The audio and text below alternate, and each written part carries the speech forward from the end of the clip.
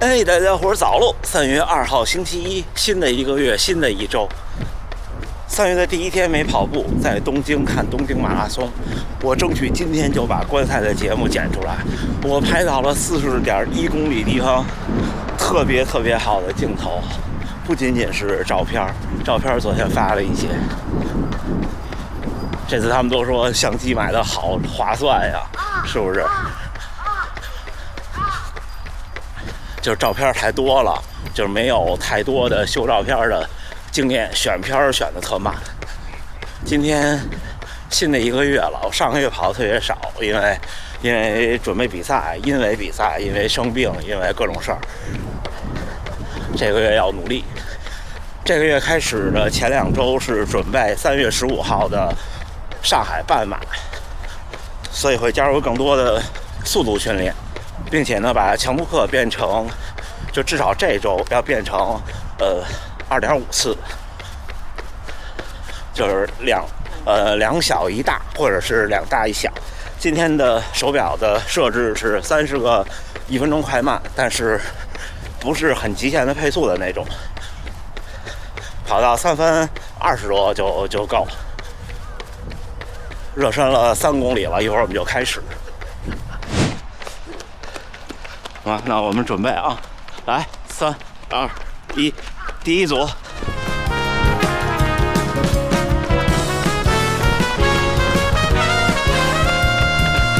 早上好。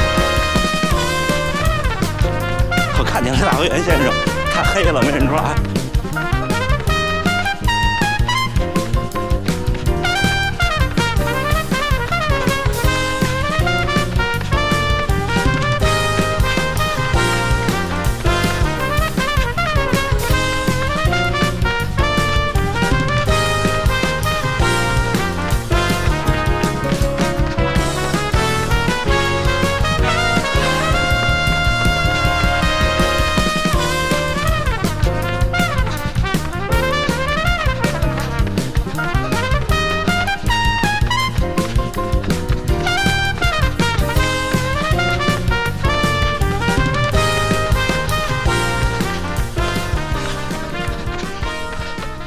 第一个完成，平均3分22。哎，你好，从哪里来的？我们从德国来的。德国来？你们一起的？对。哦，我们是你的会员。谢谢你们，谢谢你们，感谢。我今天在跑课表。哦，那打扰你。没事，1分钟快慢，现在是慢的那1分钟。训练营可能下一期最晚是5月1号，最晚。你们今天还要跑多久？我们待会儿就回去。哎，那不打扰你了。没关系。我还有20秒开始下一个，不着急。你们关注我那个频道，我会在节目和帖子里提前说。到时候您跟我讲，咱们在这儿遇到过。我们起步比较低，就怕你。不会。我们是去年9月份才开始。哦 ，OK， 我马上了，1秒，一会儿见。走，第2个。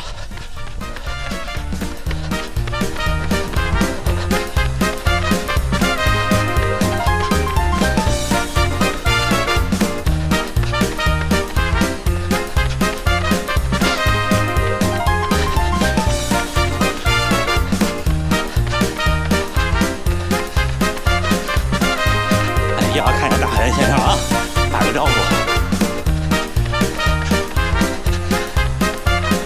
今天练速度。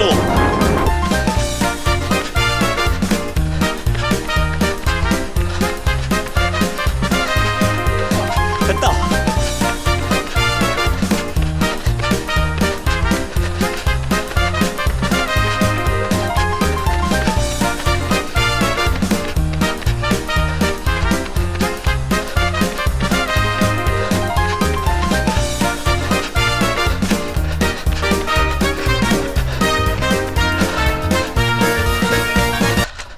没看多少，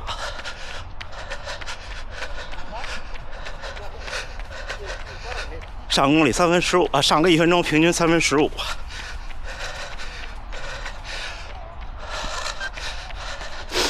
哎，我这1分钟交替，你们介意被拍到吗？没关系，我们打个招呼，大家好。大家好。无意中在大阪城碰到从德国来的观众，是专程来旅行吗？下周去名古屋马拉松哦，恭喜恭喜恭喜！那加油，这周别受伤，别生病，好吗？好，一会儿见。哎，上一组3分18，马上最后2组，走。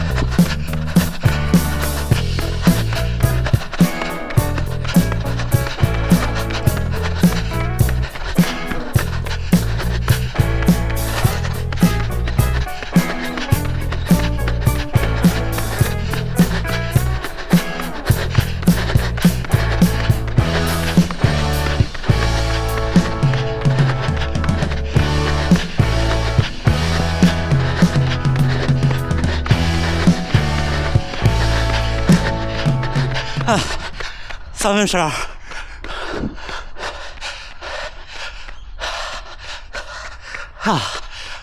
准备下一组。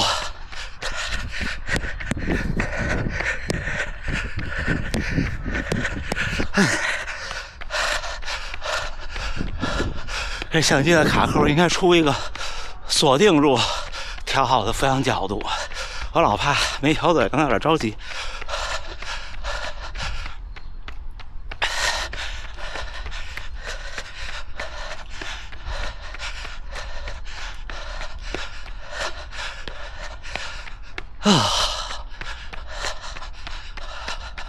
最后一个啊，10秒。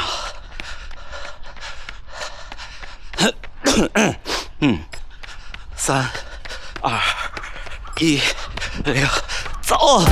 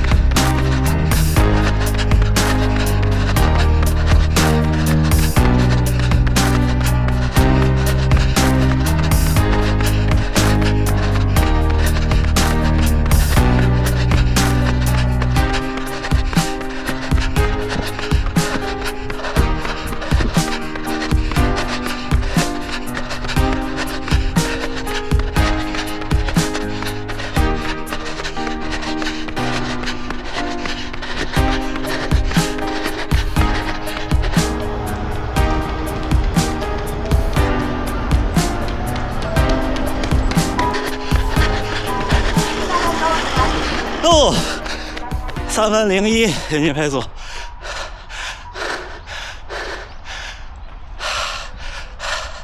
可以。打完马拉松之后，第一个算是大强度，隔1周。上周3那个不算强度，算是顺腿。看这个就算大强度了。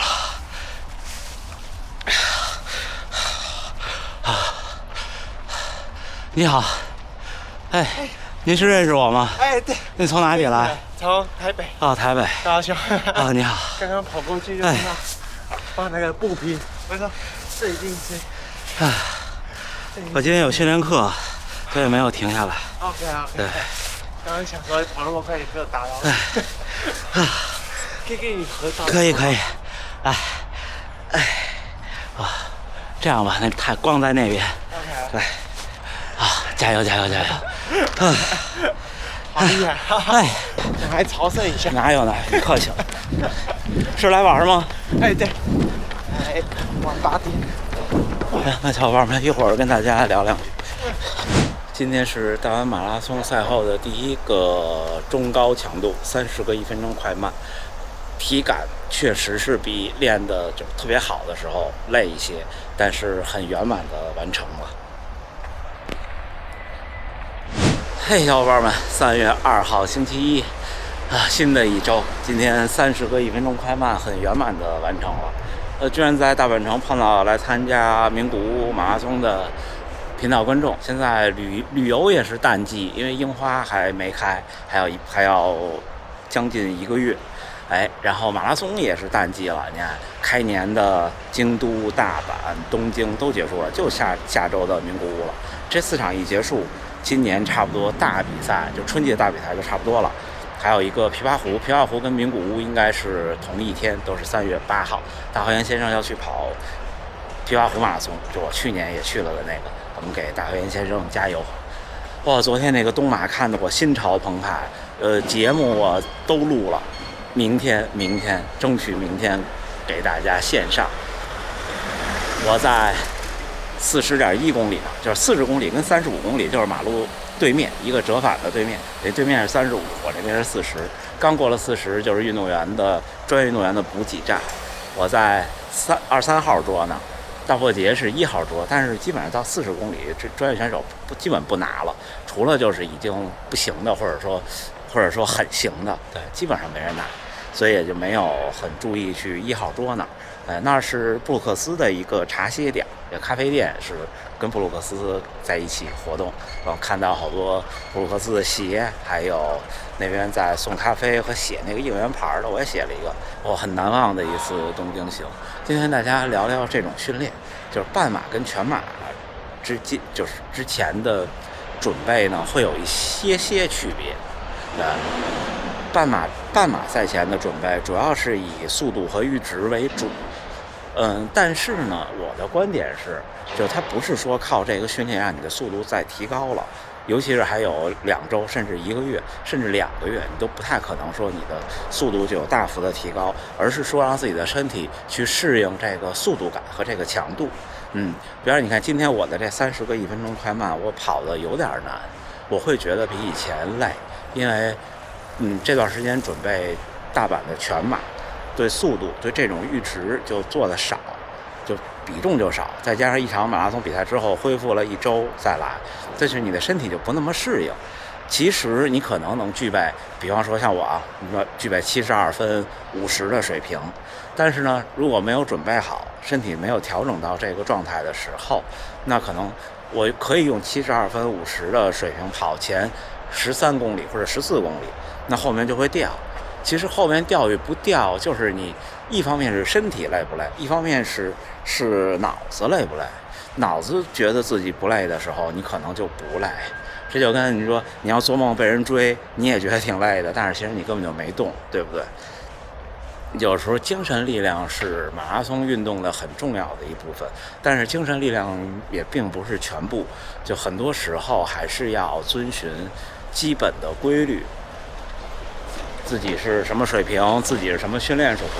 就比方说我的这次大阪马拉松全马，我比赛之前我就跟大家分享，我说这次的准备我略微有些失望，那我就不会去拼那个236、237，我可能就当时起跑的目标可能是拼一个238，但是实在是太热了，拼了一个239，但是我很满意，就是符合预期。